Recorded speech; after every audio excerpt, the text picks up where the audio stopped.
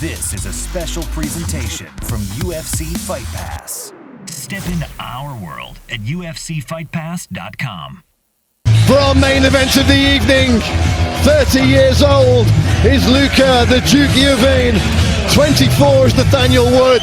Nathaniel Wood, the taller man, 5'7" to his opponent's 5'4". Very similar records, 12-1 for Iovine, 12-3 for the prospect, and it's the champion who is the betting favourite. MMA fans around the world, this is the main event of the evening. 5 rounds for the Cage Warriors bantamweight title. This bout has been brought to you by ISO Sport. The cage side judges this evening: Ben Cartledge, Mark Collette and David Letherby. And when the action begins, the referee in charge, Mark Goddard. Coming live from Indigo at the O2 in London, England. This is Cage Warriors, and we have the world watching. Introducing first, fighting out of the blue corner, the challenger. This mixed martial artist holds a professional record of 12 wins and a single loss. Standing 5 feet 4 inches tall, he weighed in at 134.4 pounds. Fighting out of Bergamo, Italy, Luca, Duke Iovine. And his opponent, fighting out of the red corner, the champion, who holds a professional record of 12 wins and 3 losses. This mixed martial artist stands at 5 feet 7 inches tall and weighed in at 134.4 pounds. Fighting out of London, England, the reigning, defending Cage Warriors bantamweight champion of the world, Nathaniel, the prospect. Whoa.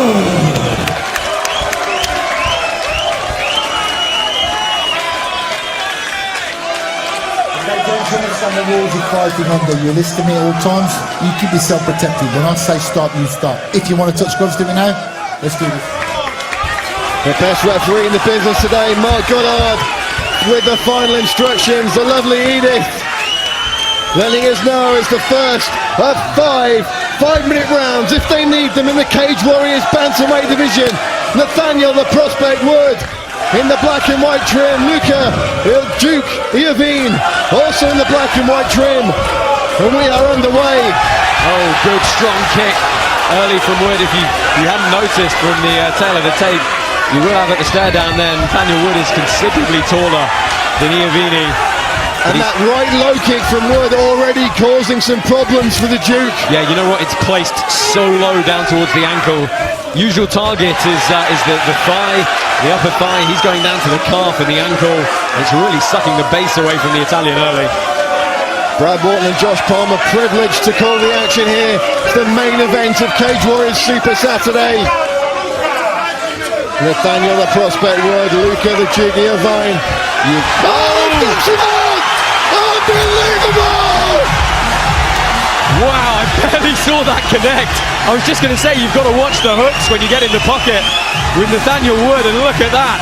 One right, good night, and still Nathaniel, the prospect Wood, rules London once again. Wow, I need to see a replay of that one, because it was lightning fast from Nathaniel Wood when he got in the exchange. He was making the Italian worry with those low kicks for sure, but he's so tight and technical with his hooks when he gets inside the pocket. You know, that's what he used to do the damage against Josh Reed in his first title defense, and that's about as clinical as you can get for a second title defense here tonight. Somebody tell this kid he's not on the clock. That was phenomenal. One shot, clean as you like. Josh, let's take a look back. There we go. So, the left hook. Oh, it's a left hand. Left hand right across the jaw. Here we go. So in the pocket, comes up, just swings over the top. It's textbook striking. Just throw those combinations. Keep throwing those combinations, no matter what's coming back at you. And there we go. The Italian left his right hand down.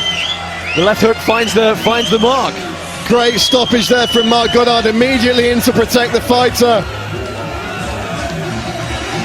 And that is all she wrote. What a way to end Super Saturday. What an evening. What a champion. Nathaniel Wood victorious again. So for one final time, we'll throw it to our MC, Andy Friedlander.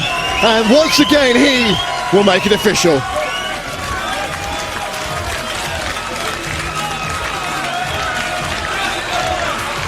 Ladies and gentlemen, Mark Goddard calls a stop to this contest at 50 seconds of the very first round, declaring the winner by knockout and still the Cage Warriors Bantamweight Champion of the world, Nathaniel the Prospect Wood!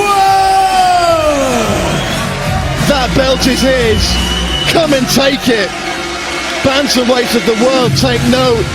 Nathaniel Wood is here to stay, and he'll join my colleague Josh Palmer for some words in the cage.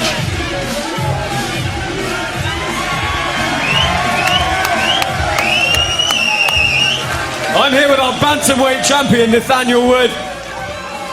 Mr. Wood, what an emphatic victory for you there. What is it going to take to get this belt off you? First off, I want to just say we lost a beautiful woman last week, Marina Papas. You know, I just want to send all my love, you know, fucking Mickey, Christian, Ellie, we're all here for you, you know. God, rest in peace to Marina, you know. Just sorry for the language to the folks at home, but Nathaniel, every time you step in this cage, it's an exciting fight. You had a tough match with a guy like Luca tonight. How important was it for you to win decisively? I can't even put into terms how important that fight was for me, you know. But I keep saying they're not on my level, you know?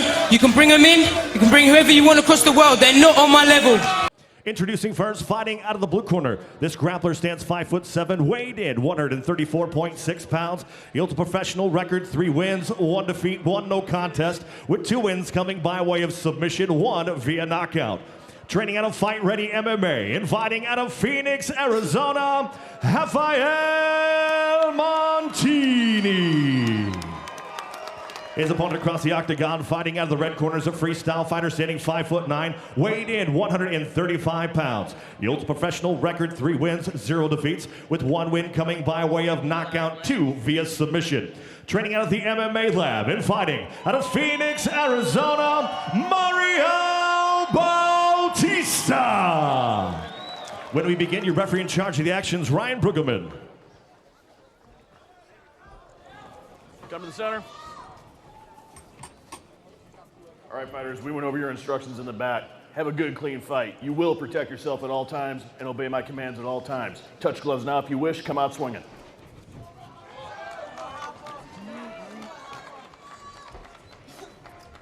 Set for 3 rounds in the LFA Bantamweight division. The Benson Henderson protege, Bautista, and the Henry Cejudo protege, Montini. Fight! Can't have better coaches, that's for sure, Pat.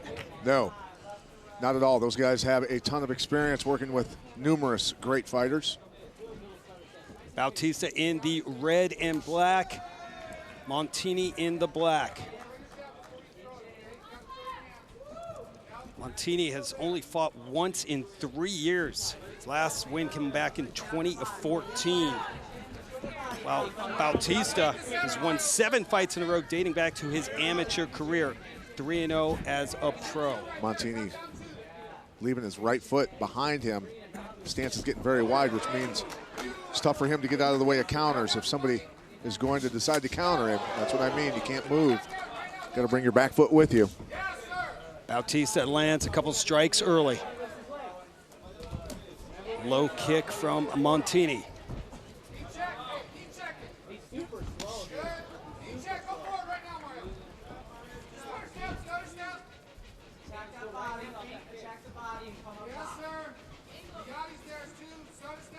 Total fight time for Bautista's 3 victories, only 11 minutes and 43 seconds.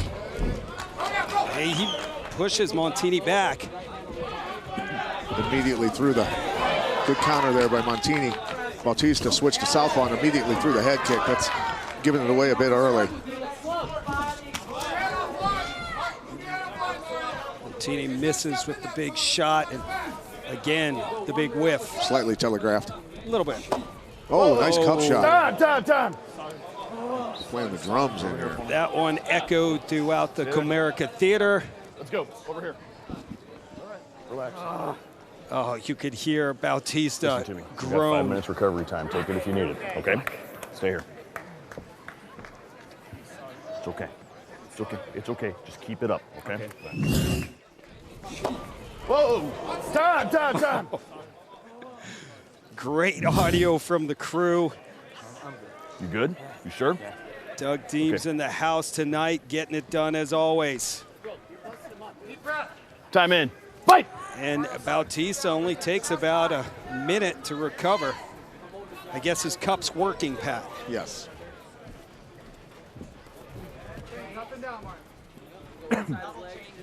Nothing like the good old days when groin shots used to be legal. That's you call those the good old days, That's when fighting was fighting, Ron. Listen to you. The good old days. Just kick a guy below the belt. The 24-year-old Mario Bautista. Nice hook off that low kick. Bautista crisp. Moving his head when he gets done.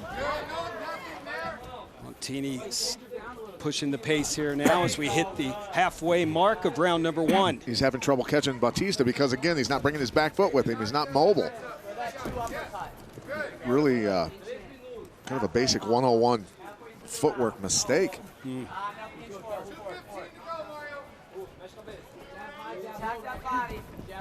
tie bungee cords to their ankles and make them work out for a week straight with the bungee cords on their ankles so they bring their back foot with them. It's like a little bit of a cut on the nose of Rafael Montini. And big shot. He wobbled him with that right on the temple. See if he follows up now.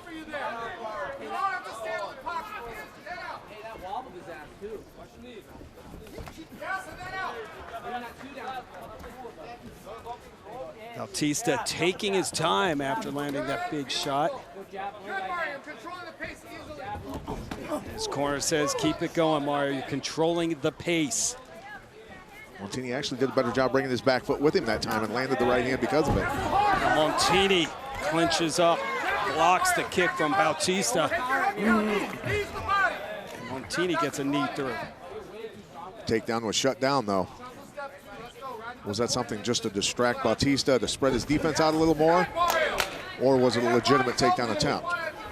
Now I see a cut on the face of Mario Bautista. See if we get a shot. Is it above the iPad or below it? He comes in flying and just misses with a knockout shout. Bautista on fire there. Oh, nice. Keep him up. Stuck him with that.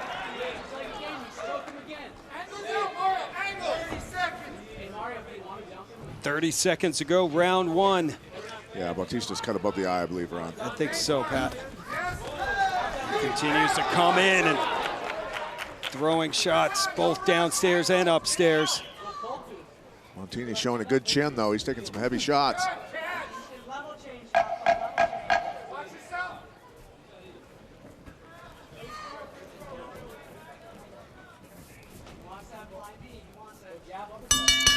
Bell sounds, round number 1 in the books. Cutman David Maldonado will go to work. Entertaining first round between these two young fighters. Take a deep breath. David Maldonado cleaning up Bautista there. One more deep breath. And then One of the best coaches in the business, John Crouch, gives his fighter instructions. Beautiful right hand to the temple there. You can see Montini stagger a little bit. Nice job marching forward, going on the attack. And Bautista doing a good job of throwing more than just a couple punches when he goes on the attack. He throws flurries. And that's what happens when you telegraph a kick and don't set it up with your hands. Catch yourself a nice right hand. Seconds out. Let's go. Let's go. LFA 31 going down here in Phoenix, Arizona. Hall of Famer Pat Miletich gives round number 1 to Mario Bautista. Bautista started training at age 18. Went 6-1 as an amateur. We are underway, round 2. Bautista in the red trunks and red tape. Rafael Montini with the blue tape and black shorts. Let's check in with Phoenix. I was in Bautista's corner, and they're basically telling him after you throw, don't just sit in the pocket, angle out. This way you can explode more again. And then he says, you know, you can bully him in the clinch. You have that opportunity, and you look good there. Thank you, Phoenix. Good advice from the corner, I believe. You can see it. Let's go in and out, and then circle out. Now here comes Bautista firing away. Like cats and dogs. Oh, body shots getting through from Bautista. He was doubled over a little bit there. He knocked the wind out of him with those body shots. Montini's hurting. Trying to hang on as Bautista came out and took this one up to 11. Montini cut now.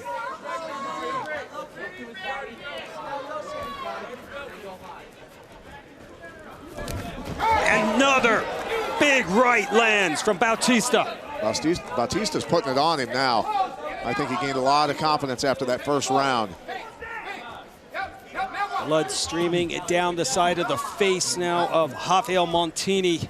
He's cut. Leaned into that. Montini caught that kick before it did any damage. I think he caught some of it with his face, didn't he? Maybe did a little damage. Both fighters bleeding. Great action here in the bantamweight division. Knee from Bautista. Montini hanging on and gets a counter shot through.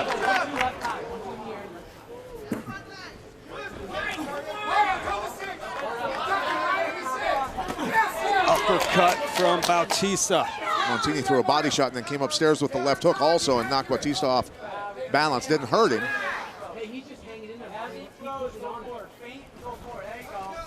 Heard John Crouch. Hit him on the Mario's cut. Oh, corner. no. Oh, no. That was a clean punch. He can't stop that for an eye gouge. No. That was a punch. Stop! Might have cut him more. Time. I don't believe in this stop. Maybe to look at the cut. That's it. Duck. Let's see. No, neutral corner. Neutral corner. That's what referee Ryan Brugelman is doing He was right now. complaining about his eye getting poked, though. That's what I'm... Check him out.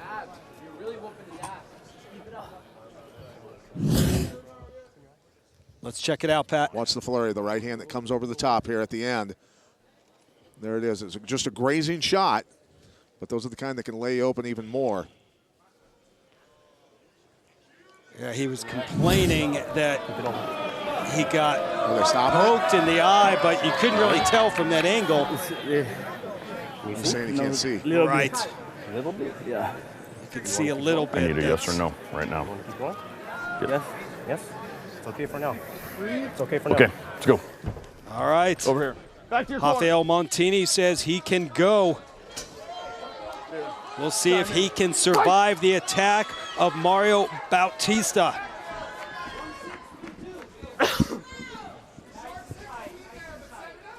Halfway through round 2, scheduled for 3.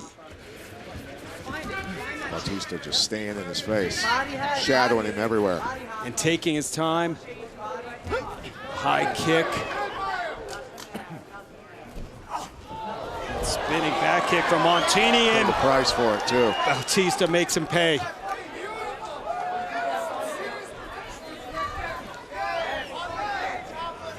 Bautista zeroing in on the target now.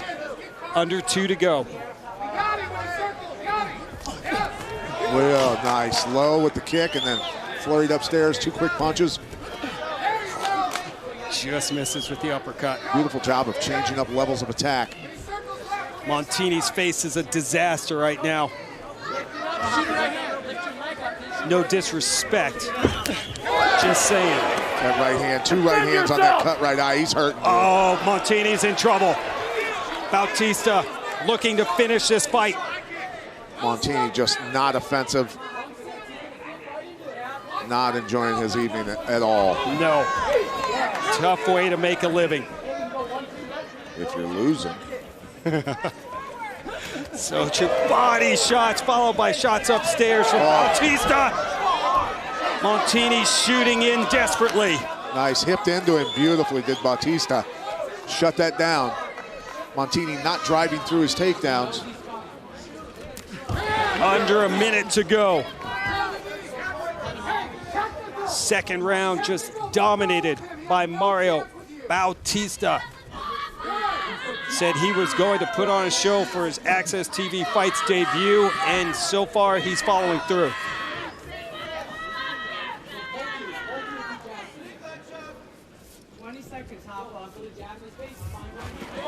He's there to get hit. He's just not moving his head.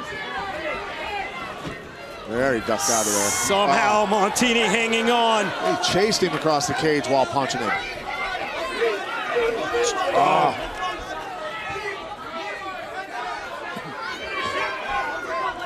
Looking for the kill. 10 seconds to go.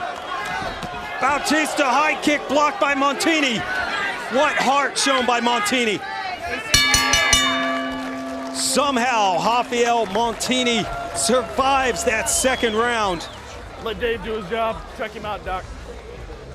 The doctor will take a close look at Rafael Montini, see if he can continue. That is a nasty cut. You gotta go forward, man.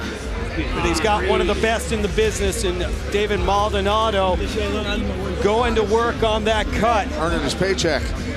Let's look at the domination by Bautista, Pat. Beautiful here, explosion in, landing.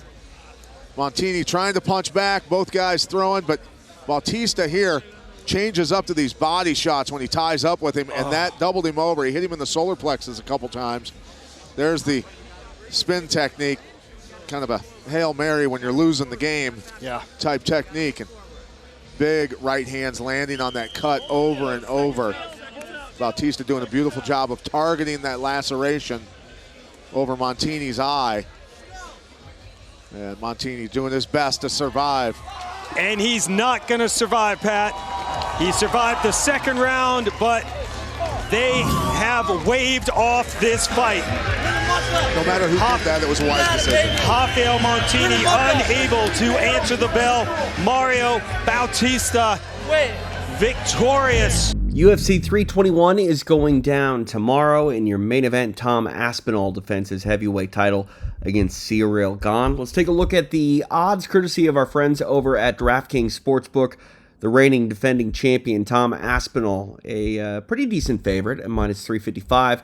The comeback on the challenger Ciryl Gane is at plus 280. The co-main event features a curious line to me. Maybe I'm crazy, but Virna Jandiroba at plus 130.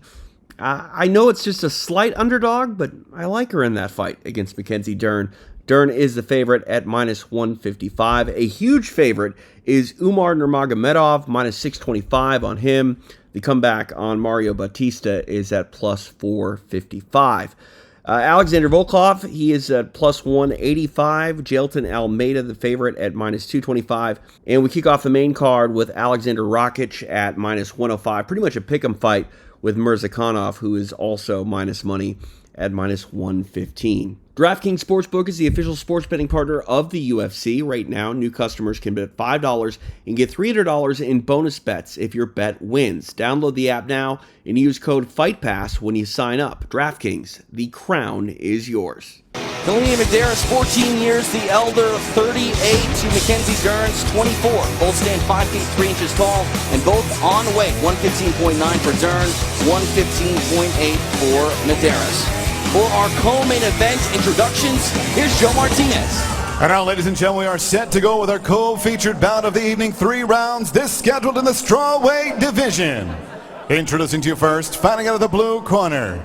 Her veteran background in Brazilian Jiu-Jitsu, she stands 5 feet 3 inches tall. Weighing in at the limit, 116 pounds. She enters the cage tonight for the first time in her Invicta FC career, bringing 4 victories and no defeats. Fighting out of Phoenix, Arizona, here is the undefeated Mackenzie Dern.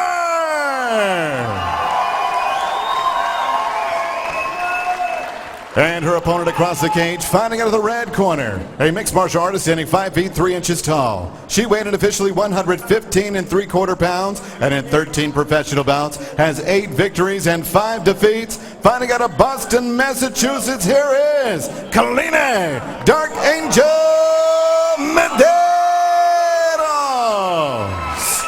And your referee in charge of the action is Mike England. Mike England getting our co-main event assignment. It is the prospect Mackenzie Dern meeting the veteran Kaline Medeiros. TJ DeSantis, Julie Kedzie, Scottish Rite Temple, Kansas City, Missouri, Invicta FC 26. Medeiros in the white top, Dern in the pink. Big leg kick by the Brazilian Jiu-Jitsu world champion, misses. And we saw some advancements in the striking of Mackenzie Dern in her last outing in another promotion. But Kaline Medeiros, she's got an overhand that just really swings out there, really hits hard. Dern was very honest with her ability about getting hit. She wasn't a real big fan of getting hit, and we'll see what she can do here with this offensive output from Medeiros. And it looks at this point that Medeiros is kind of trying to keep her at range a little bit, looking for that big shot. Nice overhand attempt there from Mackenzie Dern. I would think that she wants to take this to the ground. Oh, nice head kick. But it looks like she's trying to really show that she's got some improved striking. And of course, she works out at the lab, which is one of the best teams, I think, in mixed martial arts with just incredible female training partners. When you look at Mackenzie Dern, she wants to win this fight by submission, and she was honest. She said that, you know, she wanted Medeiros to get on top and be in her guard. She's a guard player. We'll see if Medeiros is cautious there. She said she's not. She said, again, I'll punch her in the face. I'll be able to dictate the pace of this fight. And thus far, this fight has remained on its feet. Now here's a takedown by Medeiros. Done with emphasis. Dern trying to stand up. You know, that might be the strategy here of Kaline Medeiros. Take her down, but never really engage with her on the floor. Rinse and repeat. I think that would be a fantastic strategy, TJ. Tire her out a little bit, make her cautious of attacking, and then land your own punches and kicks. When we talk about the experience factor, Kaline Medeiros has it in mixed martial arts, but overall, Mackenzie Dern has been competing since she was about 6 years old. So while it hasn't been in the MMA forum, it has been in grappling. And Mackenzie Dern, I think, is immune to a lot of the lights, a lot of the pressure, because she's been doing this really since she's can remember. Yeah, she's had some wonderful performance. I mean, like I said earlier, her resume in Brazilian Jiu-Jitsu is incredible in Brazilian Jiu-Jitsu competition. And the transference of those skills into the cage is incredibly, it's a wonderful base to start from. But if we see the way Kaline Medeiros is moving around, trying not to get a track on, oh, big overhand. Kaline Medeiros trying to find her swords about her. Mackenzie Dern, the kickboxer, putting it on Kaline Medeiros. Well, this is fun. That was a wonderful overhand, and the way she kind of stayed measured, a little bit off balance, but still moving forward. Now she's got Kaline Medeiros where she can tie her up and employ Brazilian Jiu-Jitsu game. Well, Mackenzie Dern said, I don't like to be hit. That doesn't mean that she doesn't like to kickbox when it's going her way. And, you know, with prospects like this that come from, you know, one style of martial art, they are athletes. Let's not forget that athletic pedigree that they have. They're able to adapt quickly and advance quickly and improve their skills. And we've never seen that kind of taste of power. Well, I guess we haven't really seen Mackenzie Dern in our cage yet. We have seen that taste of power before. And we see Kaline spinning around, trying to get out range, got the back briefly, and then spun out and got back. So she's tasted the power of Mackenzie Dern. She's tasted that overhand. Now let's see if she switches things up or continues to pepper her from the outside. Dern very light on her feet. You can tell that confidence is building here. 90 seconds remain in the first round. Kaline Medeiros trying to find her base underneath her, trying to get some offense going, but she needs to respect that right hand, and a kick here by Dern. Medeiros on the run, Mackenzie stalking, going forward. It's a real testament to the coaching that's been going on. Mackenzie Dern has shown this just really big overhand, and then the read of the left high kick afterwards, even though it didn't land flush, it was a really nicely balanced way to recover and continue to attack. Right hand misses by Medeiros, but it was a big one. And Dern, even though she didn't eat it, needs to respect that power of Kaline Medeiros, because I guarantee you it's not gone yet. I don't think so. She seems a little wobbled, a little off balance, and a little bit desperate with that kind of grab she did right there, TJ. Oh, again, the overhand to the high kick. Mackenzie Dern has power. She's definitely showing that here in her Invicta FC debut. 35 seconds remain here. This opening round now in the clinch. Dern trying to wrap her up and get a takedown. Medeiros not going down without a fight. And normally I would be like, don't wrap over the head like that, but Dern has a very impressive guillotine, so getting to that position, getting to a choke position actually may be working in her favor, whereas it does give her opponent a takedown to be higher, to have Kaline Medeiros' hips underneath her. Kaline Medeiros is pinning that arm, pinning that left hand against the cage, trying to keep that from overhooking or wrapping over the top. 5 minutes in the books between Mackenzie Dern and Kaline Medeiros. A fight that hasn't hit the floor, and I don't know if you would have told many people if the first round didn't hit the floor that it would be a 10-9 Mackenzie Dern round, but that's what it was. You know, that's the wonderful thing about MMA is that you get to improve in all areas, and it's a transference of skills. She's able to take some of that Brazilian Jiu-Jitsu, kind of the measures of it, and the way you deal with rhythm, and apply that to striking attacks. Take a look at some of this action. Walk us through, Julie. Well, we're seeing this. We saw this overhand a couple times. That huge overhand that staggered Medeiros. And then you can see Dern coming to an angle where she can attack on the other side of Medeiros' head. It was a smart move. It's a smart strategy. Hit over the head like that and then look for the other side. She tried it with a kick. Didn't quite get it. She's off balance. Her feet are not underneath her. But it kind of goes to show you, once Dern gets her feet settled under her strikes, how much power she can actually have, how much she can generate without kind of that strange stepping style or the heavy left foot. Momentum firmly in the corner of Mackenzie Dern as we enter round number 2. See what adjustments both of these fighters will make. We talk about the weight cut for Mackenzie Dern. She's had issues with it in the past. She made it this time, and that's where it pays dividends. She's a much bigger fighter here come fight time. Now, I don't know if you saw that, TJ, but Dern actually hit a body shot with her right kick as Medeiros moved her head to the side. Again, it was a nice read. It could have very easily hit Medeiros in the head with a slight adjustment. Again, that overhand, wow, it's fast. Mackenzie Dern showing off her striking ability. Medeiros is about to almost run over Mike England behind her. He was right behind her when she was moving.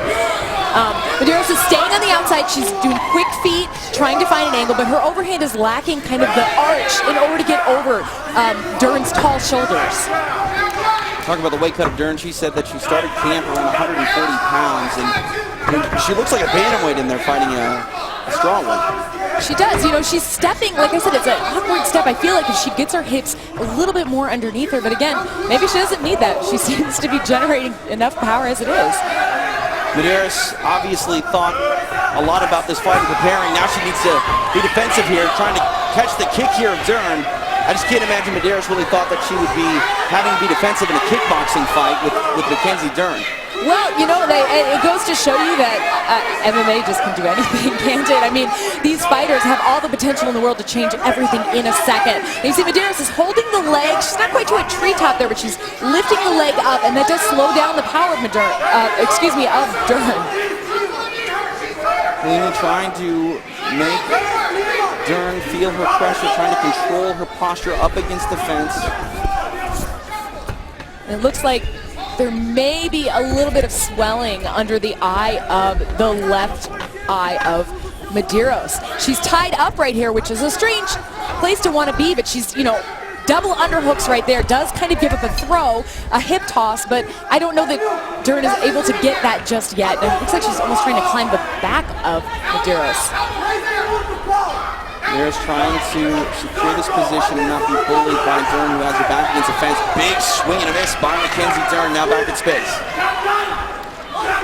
Our co-main event, Mackenzie Dern making her Invicta FC debut here against Kaline Medeiros. Nice kick by the World Brazilian Jiu-Jitsu champion. Medeiros tries to answer with one of her own. And Medeiros has kind of lost her quickness. She's lost her lateral movement. She needs to get back.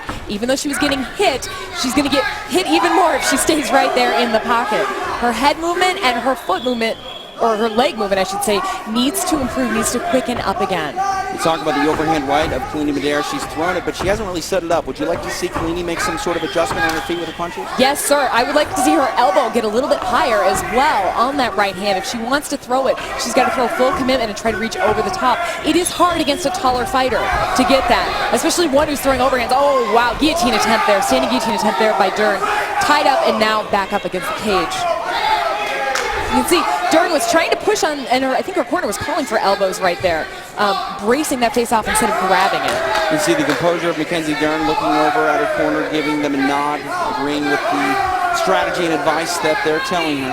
Now, the way Dern is standing with her feet together can make her susceptible to a double leg. She's even on her toes right there, but she's looking for that sweep. Now the Brazilian Jiu-Jitsu wizard on the floor. Kaline Medeiros needs to protect that left leg. Knee bar upcoming, maybe. Nicely done. Yeah, it looks like she was rolling over that. You can see Kaline Medeiros is locked up, trying to disallow it, trying to grab the back. But you can see Dern is reaching over the top and actually trying to extend with those legs. This is some fun stuff. It's like a toe hold that she pulls out of. Fun. Let's see if Dern moves to secure the position. A minute is a long time for Kaline Medeiros to be on the floor with this Brazilian Jiu-Jitsu wizard, Mackenzie Dern. And the way she's tied up on Dern's head is actually giving Dern a little bit more support to keep moving. You see she transitioned to mount right there. Grabbing around the head like that is going to keep her from striking, but it is sacrificing the arms of Medeiros. Now postured up is Mackenzie Dern, raining down some strikes. Kaline Medeiros forced to be defensive. Medeiros trying to move, Dern adjusting, more strikes for Mackenzie Dern. And I really do believe these are hitting very hard, TJ. You can see Medeiros rolling over, trying to get out the back door, but giving up her back to a multi-time champion in Jiu-Jitsu is maybe not the best strategy. Dern is patiently working the ears with strikes, trying to break down her opponent as Medeiros tries to climb out the back door. Medeiros looks like she will survive. Round two almost in the books. Mackenzie Dern unable to submit her. She had her chance.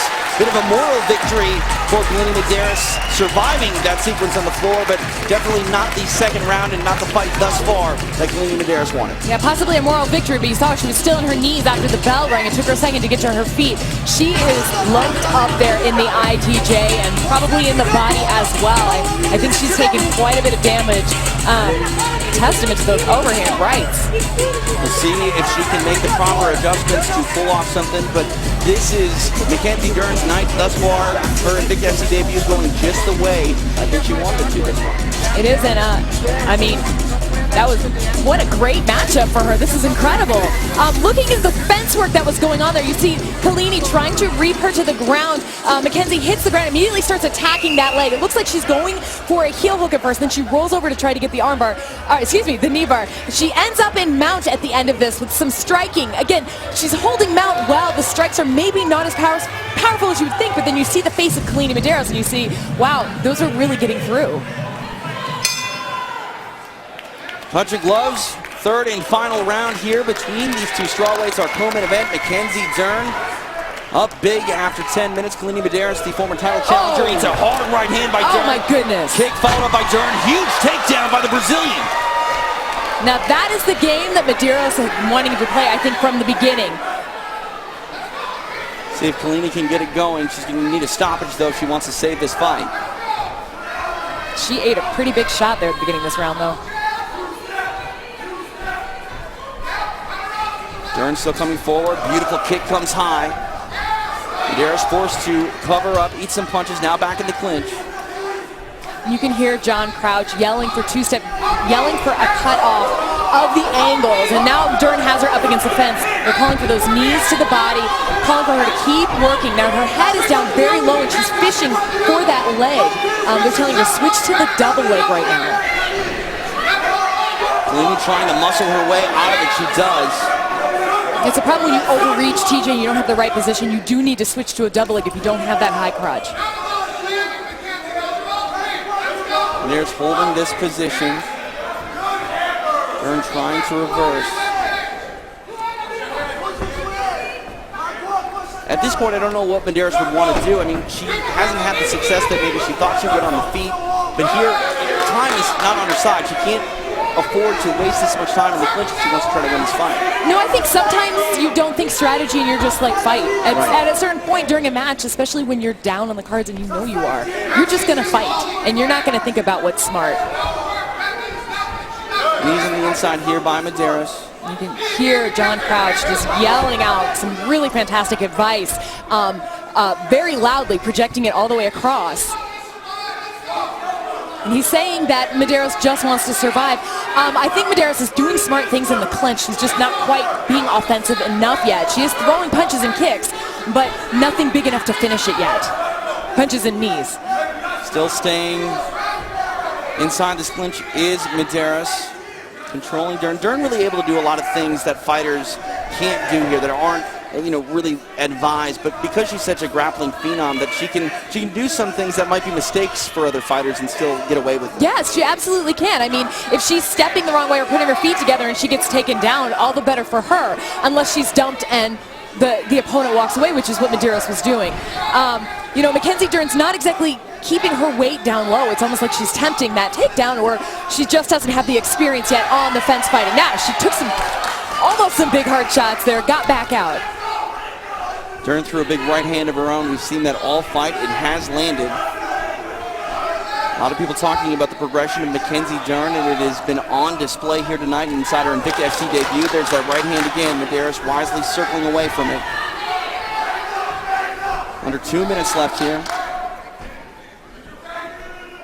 The corner of Dern so excited at this young 24-year-old. A lot of expectations for her in her mixed martial arts career, and tonight in Invicta FC she is showing why that excitement exists. Absolutely, people have a lot of faith in her potential, and I'm a convert now.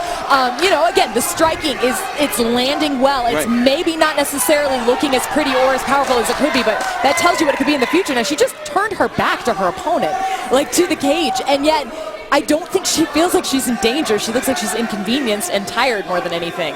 If this hits the ground, she's going to do well. I think that she almost wants it to. Medeiros, on the other hand, is really pushing pressure. If I were Medeiros at this point, I would be double-legging her, I'd be dropping for takedowns and then jumping back up, creating space and then doing it again. But that's easier said than done. I'm here sitting in a dress. I'm not in the cage. Big takedown here for Mackenzie Dern. Less than a minute remains for her to work. Trying to clear the legs. Now straight to mount here for Mackenzie Dern. And again, Medeiros is grabbing onto the head, trying to prevent that onslaught of ground and pound. She's got 40 seconds left, but that is exposing her arms for submissions. You can see Mackenzie Dern kind of hopping up Froggy style, getting higher into the armpit so she can launch a better attack and free an arm. 30 seconds left here for Mackenzie Dern to hunt for a finish. Kaline Medeiros very tough, but now she goes belly down. Armbar coming from Mackenzie Dern.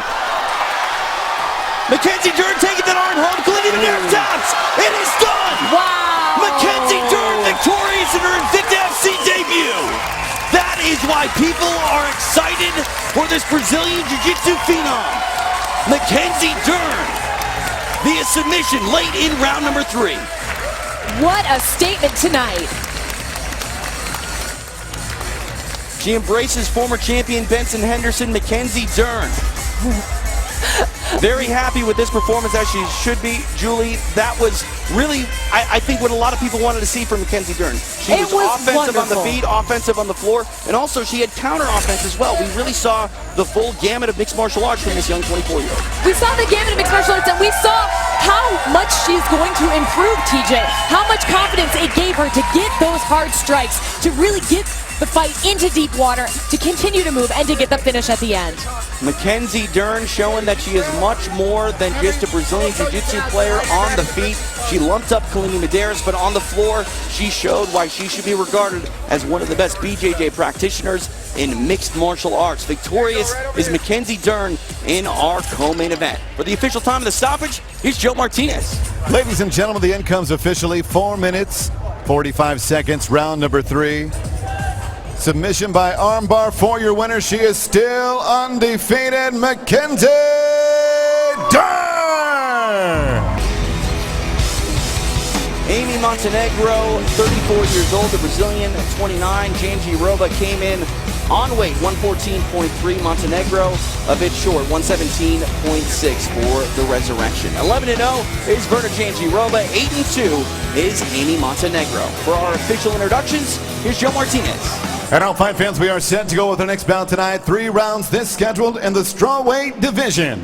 Introducing to you first, fighting out of the blue corner, a Brazilian Jiu-Jitsu practitioner standing 5 feet 2 inches tall. Official weight 114 1/4 pounds. As a professional, she enters the cage tonight perfect in 11 tries, 11 victories, and no defeats. Fighting out of Serrinha, Bahia, Brazil, here is the undefeated Virna Jandiroba.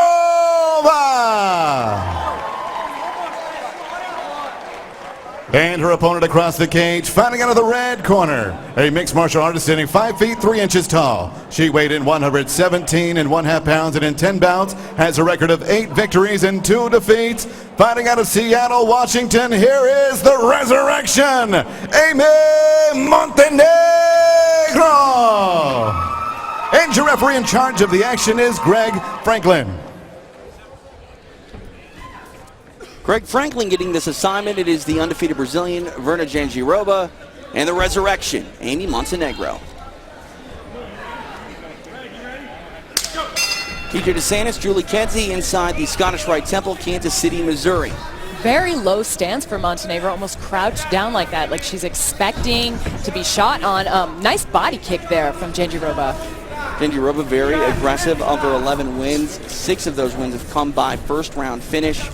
She likes to submit people. She has a Brazilian Jiu-Jitsu black belt, but in the pre-fight she said, don't sleep on my striking game. Knockout could come as well. Well, she seems to be working the body very nicely. I'm wondering if Amy Montenegro is going to try and grab some of those strikes. Some strange double-sided tentative. Again, I like double-sided striking. I like double rights, double lefts. But I've not seen Amy Montenegro fight this crouch down before. Jandiroba attacked the body with a kick a moment ago. Montenegro's stance just looks really strange. I don't know if she practiced this way or if this is something that, you know, she seems to almost be protecting that body as well. Yeah, and her chin is curled forward too, as if she's expecting to get hit. Now, one thing that Jandiroba is doing by standing a little bit taller, she's able to hook over the top and hit the temple, as you just saw there, TJ. It does leave you a little bit more exposed when you're crouched that far down in the higher parts of your head, which you can get knocked out with. This is an interesting strategy, and I'm interested to see what happens here. Montenegro did have a tough weight cut. She stopped cutting at 117. We'll see if that plays a factor here at all in this.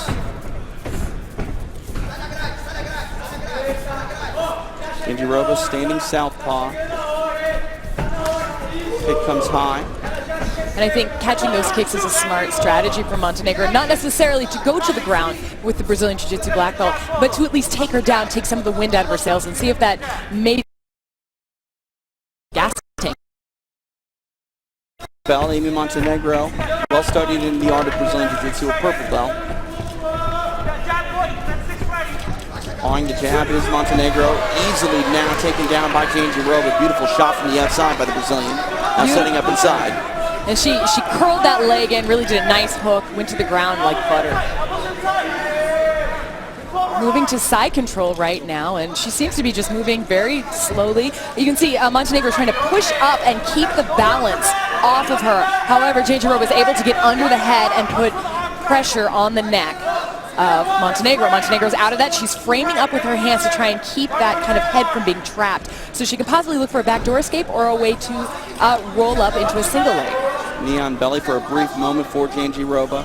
Montenegro trying to block an attempted mount, but unable to do so. She just read that to the mount right beautifully.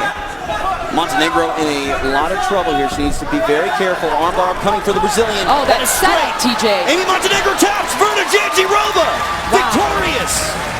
Clinical in her submission of the Resurrection. That was one of the most perfect armbar setups I've seen, the way she moved her body around TJ. Beautifully done. I hope Montenegro's okay. I'm wondering if she's actually feeling ill. She did not seem like herself out there tonight. No disrespect to Jandiroba at all. We're just used to seeing a more active Montenegro. The 12th win of Virna Jandiroba's MMA career, the 7th by first round stoppage, and strawweights be warned, Virna Jandiroba has arrived inside Invicta Fighting Championships. My goodness.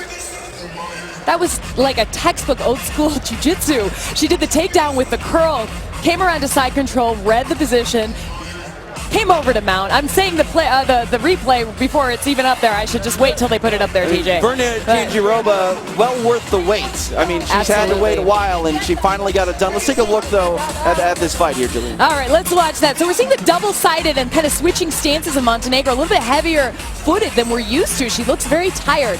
Jandiroba staying light on her feet, staying upright, bouncing around and really looking for that opportunity. When she takes the mount here, she just reads the hips and steps right over. And you can see the way she's curling over. First she gets some strikes in.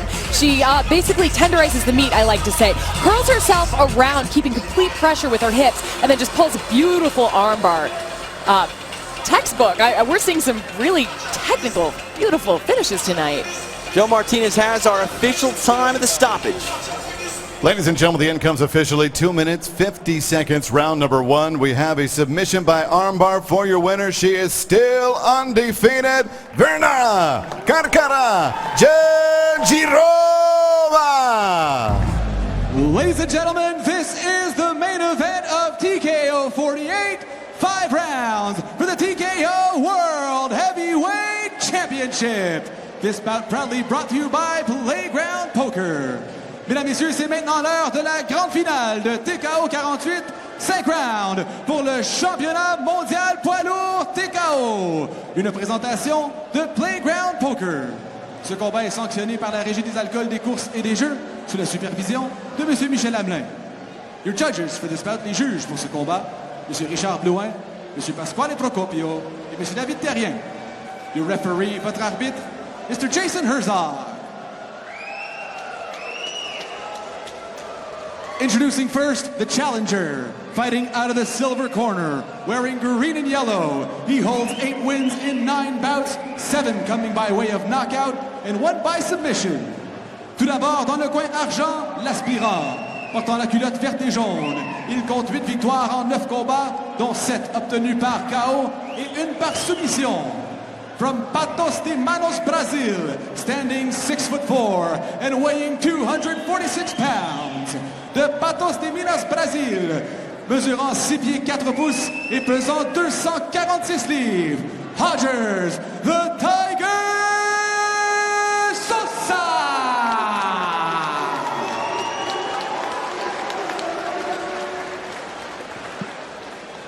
And his opponent fighting out of the gold corner, wearing black trimmed with gold. His pro Muay Thai record, 13 wins, no defeats, 8 wins coming by way of knockout.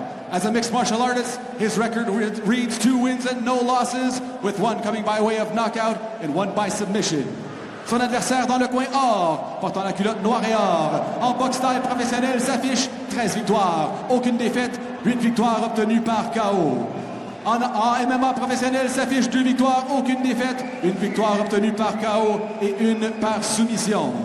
The fighting pride of Vincent, France, standing 6'5" and weighing 244 pounds. De Vincent, France, mesurant 6 pieds 5 pouces et pesant 244 livres. He is the undisputed, undefeated TKO World Heavyweight Champion. Il est le champion invaincu et incontesté poids lourd TKO, Ciryl Bokama.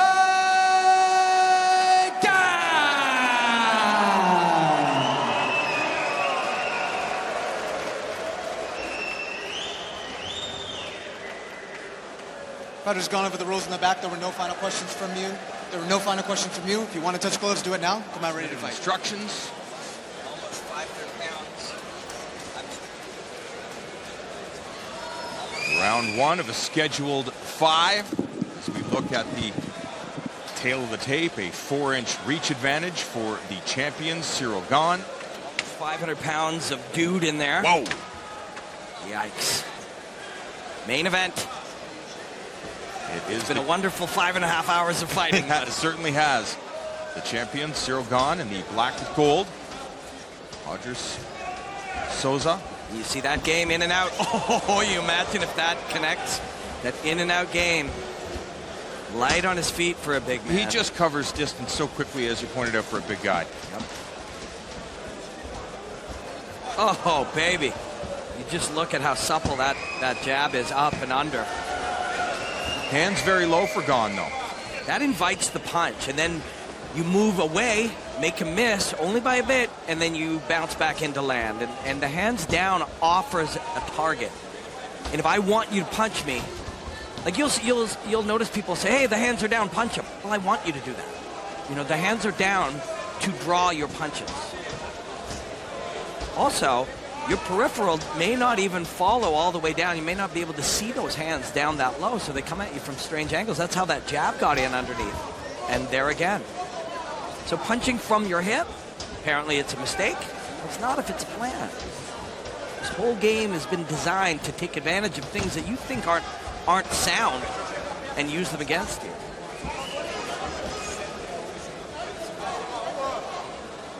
Sousa looking to counter. Sousa just being patient here. He knows he hits hard. He's knocked out 7 other dudes. He just wants you to come in close enough so he can land it. Just not able to land on his target as of yet. He's the challenger. John Ramdeen, Robin Black, your broadcast team. Thank you for watching. Full body feint there. A little sudden shot. So what he's trying to do is get you to attack, and then he'll slip and hit you. Or hesitate, and then he'll just hit you.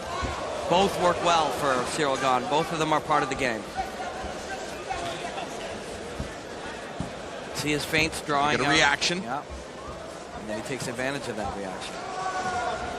You got to be in crazy shape to play this for 5 rounds, though. So if you're Sousa, do you just... Oh! Whoa! Jab, jab, jab, cross. Simple. Man, did he hit that man hard. And now he goes downstairs. The next one's going to be up. Sousa must think he's in a fight now. He knows he is. He hit that no man freebies. Hard. Notice the jab is coming from low. It's hard to read it. You're used to being able to oh, holy! This guy can take a punch. Wow. One of the things, Robin, I'm not trying to make a blanket statement. It's one of the reasons why we love Brazilian fighters. Yeah, they're tough as nails. The heart. This man can take a punch because those are light, bouncy, elastic. But he can't take too many of those. No. And he can't take those clean. Crazy! Wow. What is happening here? Oh, man! Sousa on the ground. Ciryl Gane trying to close out the show, looking for the trip. Jason is looking on real close here. And Sousa getting to his knees. 10-finger choke here. So he's joining and using his sternum to go down on the 10 fingers, the ball of the 10 fingers. You punch here. You punch What's here. happening here? So, oh. This is confusing. That was a call. Jason just made that call, but that was for safety. And he's going to have to call this fight soon for safety. The champion caving in his opponent. Holy. I'm terrified of this thing. Whoa. That is a scary heavyweight. And he just beat an 8-1 guy with knocked out 7 other dudes. Wow, did he take that man apart? He was patient, started out patient, getting the jab going, slowing his man down, making him hesitate, and then he just started to take him apart. Be afraid, heavyweights. I don't know if afraid is the right word. You're terrified. If he wasn't such a sweet and gentle gentleman, I would say he's terrifying. But he is. He's a kind man. But man, he is unkind here. Big. And it's in and out. When you master in and out, man, all the rest of it starts to come easy. Fake jab to an overhand, another one. Offering his head, inviting to look to counter with the right hand. There's one of the ear. He came up underneath, and I think he actually hit him in the neck or the sternum with that one that put him down. And he did successfully get that sweep, and look at this. Behind the ear and right here. I think when you can see into a man's ear, that's the time to punch him. That's the end right here. And Jason is watching closely, and he knows the man's not countering. He's covering up. Ciryl Gane, one of the great heavyweights in the world right now, man. TKO heavyweight champion. 2 titles will go back to France. John, you're speechless. I know. Should see the look on your face. It was really, I think about his potential. Limited experience thus far in mixed martial arts. Every time he steps in there, we know he's getting better. We know he's getting better when he leaves here and he works with Fernando Lopez and his training partner, Francis Ngannou, who's getting ready to fight Junior Dos Santos. But those 17 or 18 Muay Thai bouts that he had and those other kickboxing ones, that's familiarized himself with the process of getting ready to come out here and fight. We'll send it back to Patrick Lono one more time to make our main event official. Ladies and gentlemen, this fight is stopped at 4 minutes 26 seconds of round number 1. Mesdames, Messieurs, ce combat est arrêté à 4 minutes 26 secondes du premier round. Your winner by TKO, votre gagnant par TKO, and still TKO World Heavyweight Champion et toujours champion mondial poids lourd TKO, Ciryl Gane. One more look at the odds, courtesy of our friends over at DraftKings Sportsbook. Tomorrow night, Tom Aspinall defends his heavyweight title against Ciryl Gane. Aspinall, the favorite, at minus 355. The challenger, Gane, is at plus 280. Co-main event, Virna Jandiroba takes on Mackenzie Dern. The Brazilian at plus 130. Mackenzie Dern at minus 155. DraftKings Sportsbook is the official sports betting partner of the UFC. Right now, new customers can bet $5 and get $300 in bonus bets if your bet wins. Download the app now and use code FIGHTPASS when you sign up. DraftKings Sportsbook, the crown is yours. All right, one last fight here in our UFC marathon ahead of UFC 321. Let's take a look at Tom Aspinall. Before he was in the UFC, he was doing things in Cage Warriors. And tomorrow, live on pay-per-view, he takes on Ciryl Gane. You're watching the UFC 321 marathon from UFC Fight Pass. Well, for one final time, let's take a look at the ISO Sport tale of the tape. 30 years old is Benham, just 26 is Tom Aspinall. Aspinall 1 inch taller at 6'5" than the Frenchman 6'4". Perfect as a professional at 2-0 is Benham, 6 against 2 losses for Tom Aspinall, and it's Aspinall who's the slight bookmaker's favourite in tonight's main event. But for one last time, let's throw it to our MC in the cage, Mr. Hal Chaplin. Ladies and gentlemen, we have arrived at your main event of the evening, brought to you by ISO Sport. Your judges at cage side when the action begins, Mr. Ben Cartledge, Mr. Mark Collette, and Mr. David Leatherby. Your referee in charge of the action, Mr. Rich Mitchell. Liverpool, let's throw some leather! Introducing first, fighting out of the blue corner. He stands 6 feet 4 inches tall. Official weight, 256.3 pounds. He is fighting out of Marseille in France and brings into the cage a perfect professional record of 2 wins. Introducing to you, Michael Ben Standing opposite him in the cage, fighting out of the red corner. He stands 6 feet 5 inches tall. Official weight, 254.2 pounds. He is fighting out of Atherton in England and brings into the cage a professional record of 6 wins and 2 defeats. Introducing to you, Tom Aspinall!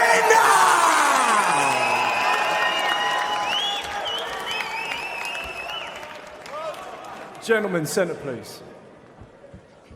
Gentlemen, you're going to protect yourselves at all times. You're going to obey my instructions at all times. You're going to keep fighting until I tell you to stop. Now touch gloves. Step back. Great show of respect between these two big heavyweights. 3 5-minute rounds if they need them in the Cage Warriors heavyweight division. Referee Rich Mitchell, one of the best in the game, about to get this one underway. Tom Aspinall in the grey. You ready? Michael Benhamuda in the solid black. Touch of gloves and we are underway, and they are two big gentlemen, Dan. Yes, they made Rich look tiny during that stare down initially. Not wasting any time going in with some really big shots. Heavy leg kick there from Aspinall. Imagine getting kicked by that. Oh my God. Great 1-2 to the body there. Benhamuda looking to shoot early. Tom. Over there, Tom. I believe he was caught low there. Michael, over here. Well played by Tom Aspinall. Straight away, knew what he had done. That's a lot of control. People don't realize how difficult that can be. Oh, just caught him with the foot there, through the knee, up the centre to the breadbasket. And just inadvertently caught his man with the foot. No malicious intent there whatsoever. Wait, you tell me when you're ready. You good? Okay, let's go. Time him. Opts not to take the full 5 minutes. Benhamuda looking to get that French kickboxing style going. Aspinall landing the heavy leg kicks. Benhamuda firing back with shots of his own. Michael, close your fist. Yeah, I really wonder whether Tom would look to take him down to where he probably has an advantage. Oh, huge shot! Aspinall drops the bomb! Looking for the finish, and it's over! Unbelievable! Yeah, I was just saying, wondering whether he's going to try and take him down or whether he's going to really try and show off his striking and stand and bang. And just as I'm saying that, he lands an unbelievable shot, puts him down, finishes up, and it's done. When you're a 250-pound guy with professional boxing experience, it only takes one. It doesn't matter who's in there opposite you. Tom Aspinall landing that absolute mallet of a right hand. Huge knockout early in the first round. You know, last time out here at Cage Warriors, he didn't get the kind of victory he wanted. An unfortunate injury to Stefan Bokaciu. Today, he headlines again. He gets the big knockout. And this is going to be one to remember for Tom Aspinall. Talk us through the finish, Dan. What can I say? He threw the 1-2, landed with a massive right hand. It put Benhamuda on the back, and you know, he just landed. He landed everything that needed to be done. A couple of hammer strikes, a few down there, and he couldn't get pulled off fast enough. That was brutal. He was fully out there. Watch the legs of Benhamuda just instantly turn to jelly when that right hand lands, and really academic from there. Solid performance from Aspinall to secure the finish, and a great show of respect between these two young men. So for one last time, let's throw it to our MC in the cage to make it official. Here's Mr. Hal Chaplin. Ladies and gentlemen, your referee, Mr. Rich Mitchell, called a stop to this contest after just 56 seconds of the very first round, declaring your winner by way of knockout